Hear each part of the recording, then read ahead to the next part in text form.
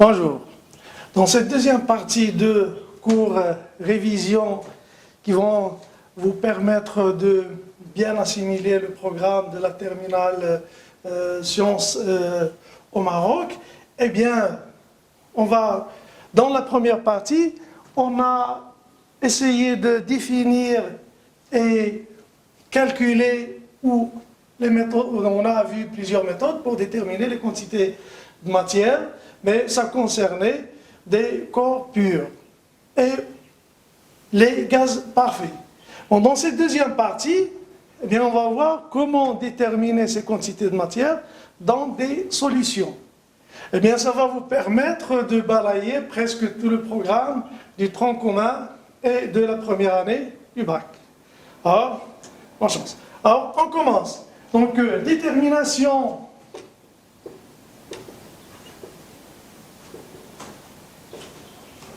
de quantité de matière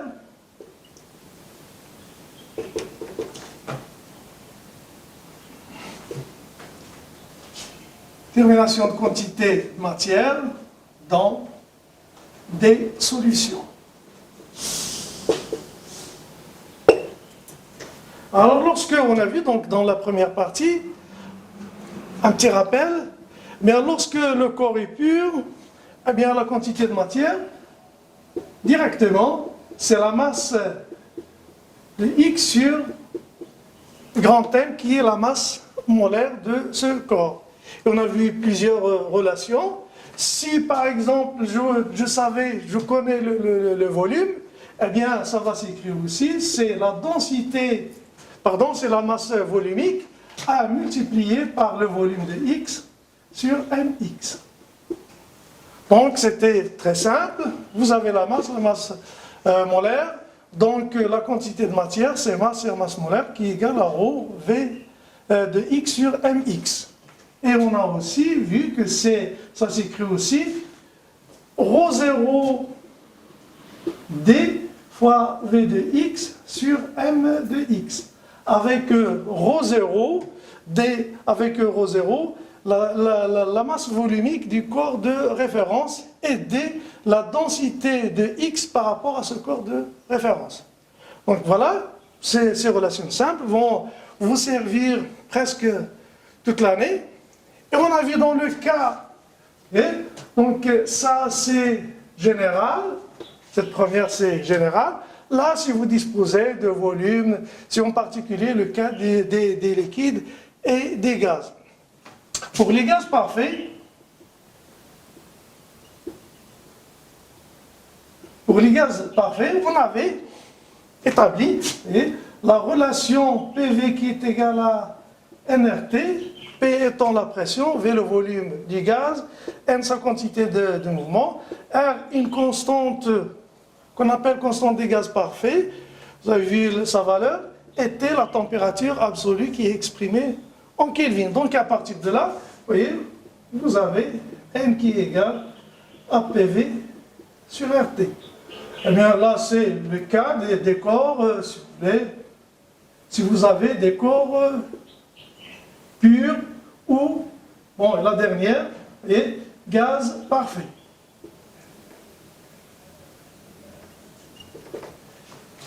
Mais malheureusement, en chimie, lorsqu'on étudie des réactions chimiques, on n'a pas que ça. C'est-à-dire, on ne donne pas directement ces masses et ces volumes, etc., pour déterminer la quantité de matière.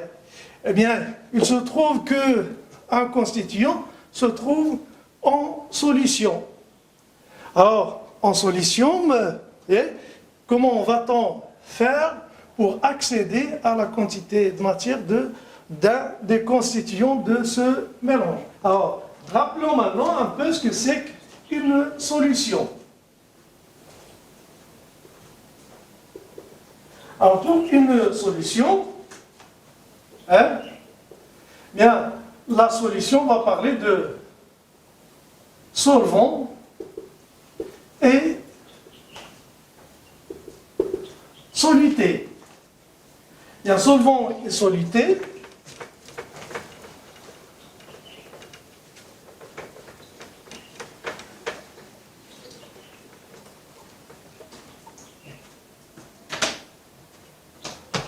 Et en prenant une petite quantité, un certain corps, exemple, je peux prendre le sel de cuisine. Chimiquement, ce qu'on connaît sous le composé NaCl, le chlorure de sodium, eh bien, une petite quantité de chlorure de sodium au sel de cuisine, un bécher qui contient de l'eau, hein? Eh bien, si vous mettez le sel, une petite quantité de sel de cuisine dans de l'eau, eh bien, ce sel disparaît et à la fin, on obtient, si vous voulez, un liquide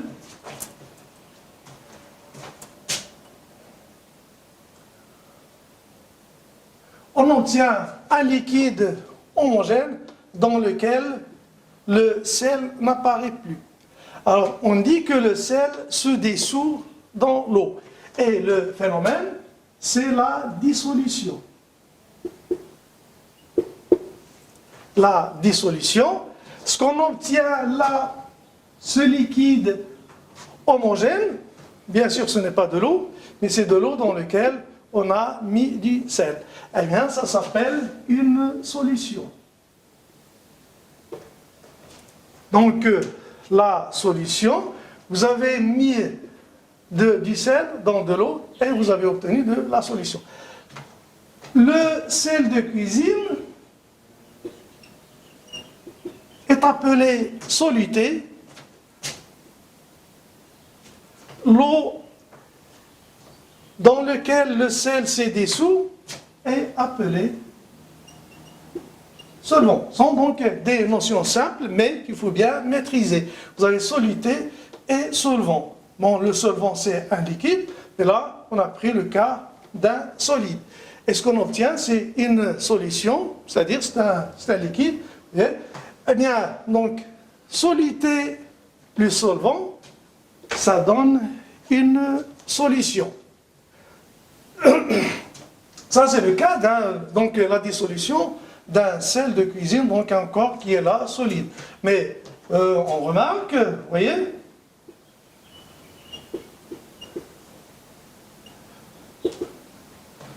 le soluté peut être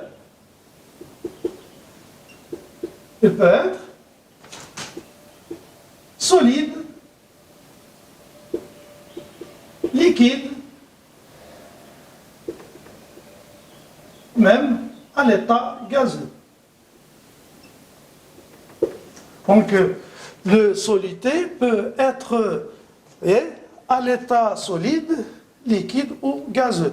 Solide, c'est notre exemple. Liquide, par exemple, si vous prenez de l'acide nitrique, on verra dans un exemple, l'acide nitrique qui est à l'état liquide, qu'on dissout dans de l'eau pour obtenir la solution d'acide nitrique. Ça peut être gazeux. L'exemple que vous avez presque tous étudié, c'est le cas du gaz de chlorure de sodium, c'est-à-dire, le gaz de chlorure d'hydrogène HCl. Bon, liquide, là je vais donner, donc là c'est celle, donc NaCl qui est solide, NO3 qui est liquide, et le HCl qui est à l'état gazeux. Chlorure de sodium, H, donc c'est l'acide nitrique, et puis le chlorure d'hydrogène qui va nous servir, qui sert généralement à faire des solutions d'acide chlorhydrique.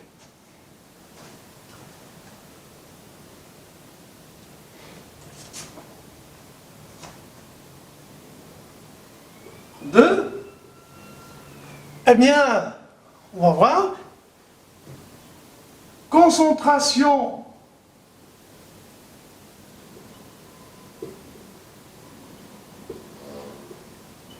molaire en soluté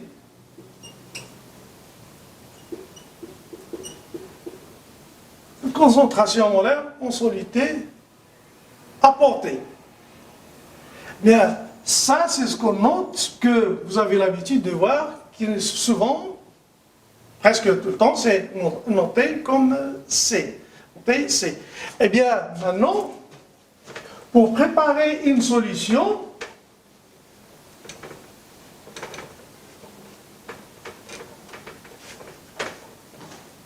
j'ai introduit une quantité de matière N de X. X, c'est le soluté. Introduit.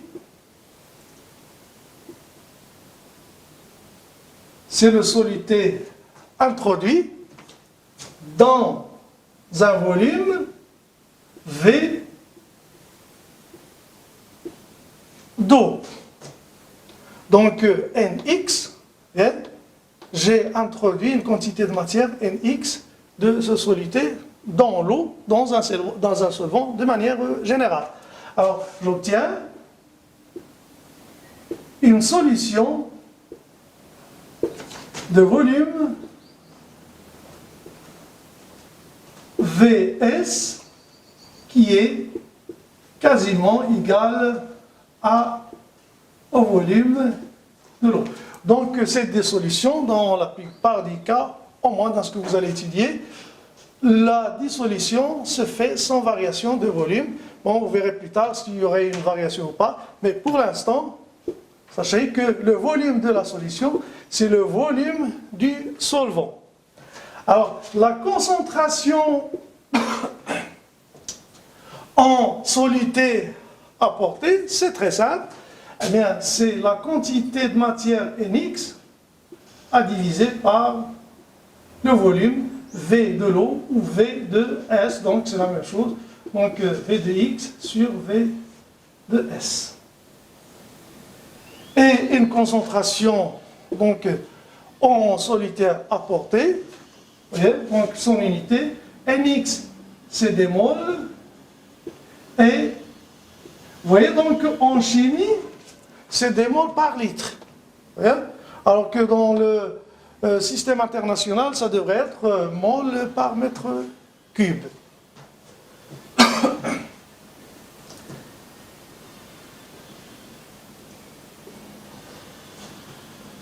Alors, maintenant,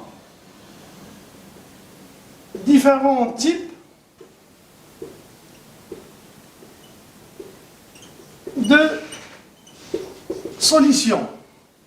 Eh bien, on peut classer les solutions selon plusieurs critères.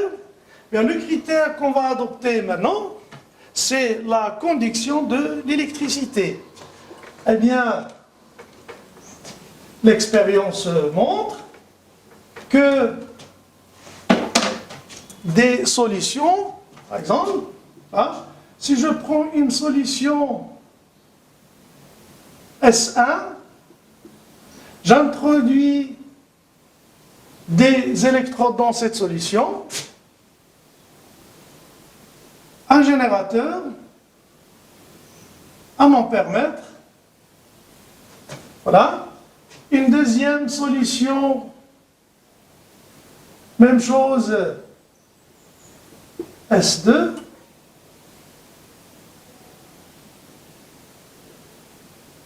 ampèremètre. Bien, je serai dans l'un des deux cas. Bien, pour la première S1, je peux obtenir un courant qui est quasiment nul. Dans une autre solution, j'obtiens une solution dans l'intensité, on obtient une intensité, un courant d'intensité I2 qui est non nul. Eh bien, donc, ce que je peux tirer de ces deux expériences, c'est que la solution S2 est conductrice, alors que la solution S1 ne l'est pas. Donc, S2 conductrice,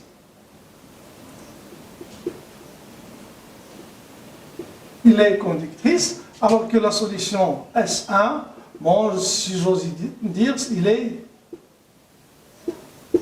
isolante.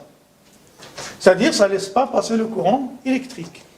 Eh bien, donc, parmi toutes les solutions qu'on peut avoir, eh bien, on peut avoir des solutions qui conduisent le courant électrique et d'autres qui ne le font pas. Alors, la solution, vous le savez bien, qui conduit le courant électrique, eh bien, c'est la preuve de la présence d'ions. Donc, conductrice, c'est présence d'ions, vous voyez, présence d'ions, même je pourrais dire d'ions libres, c'est-à-dire c'est des ions libres qui peuvent circuler dans la solution et ainsi conduire le courant. Là, donc, pas d'ions. Pas d'ions, si vous voulez, pas d'ions libres ou pas d'ions du tout. Vous voyez, donc, pas d'ions libres, pas d'ions, donc, mais là, présence d'ions libres. Alors, là, celle qui conduit le courant électrique, bien, on l'appelle solution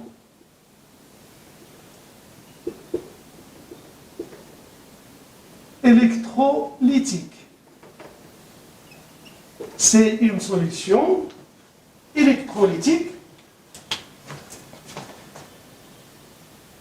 Donc la solution, et on dira qu'une solution est électrolytique, vous voyez, c'est en rapport avec, vous voyez, une solution électrolytique permet de conduire le courant. Vous pouvez le vérifier, par exemple, avec une solution de chlorure de sodium. Donc, à quoi tout ça va-t-il nous servir? Alors qu'on est en train, je vous dis toujours qu'il ne faut pas perdre de vue ce qu'on est en train de déterminer, c'est la quantité de matière dans les solutions. Donc là, vous voyez, si j'ai la quantité de matière d'ions dans cette solution-là, je ne peux pas appliquer les relations qu'on a vues dans la première partie. Alors là, il y a plusieurs méthodes ou techniques. Deuxièmement, on va voir détermination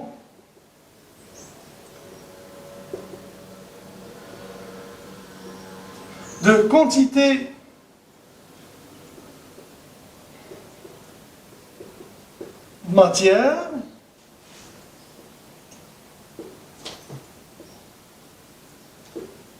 de matière dans une solution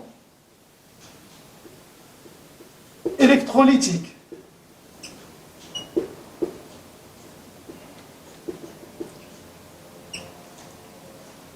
Bien, comment déterminer la quantité de matière, d'espèces contenues dans une solution électrolytique.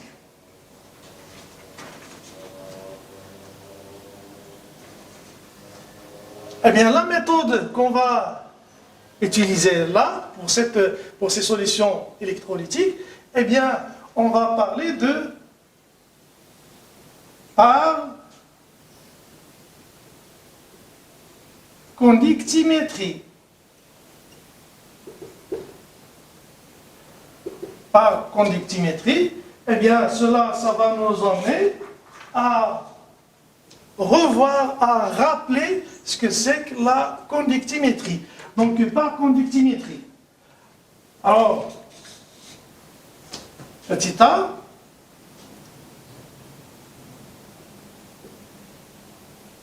conductance et conductivité. Conductance et conductivité d'un conducteur, bon, je mettrai directement d'un résistor.